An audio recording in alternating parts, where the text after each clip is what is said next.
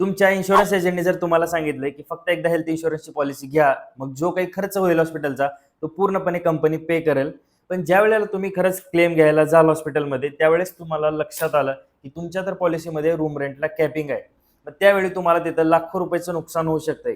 कारण हेल्थ इन्शुरन्समध्ये जर room रेंटला capping असेल तर ते खूप नुकसानदायक आहे. जर समजा कॅपिंग असेल 1% ऑफ सम एश्योर्ड किंवा single private AC room, single private room आणि त्या हॉस्पिटलमध्ये जर ती रूमच अवेलेबल नसेल आणि तुम्ही हायर कॅटेगरीच्या रूमला गेलात, जसं की डिलक्स, सुपर डिलक्स रूमला, तर तिथं तुमचं फक्त वरचे 5,000, 10,000 जो काही खर्च येईल, तुम्हाला वाटत असेल की किती वरचा खर्च येणार आहे हॉस्पिटलचा, 4,000 रूम रेंट वाढलंय, तर एक 8 दिवसाचा 30,000, 40,000 खर्च येईल.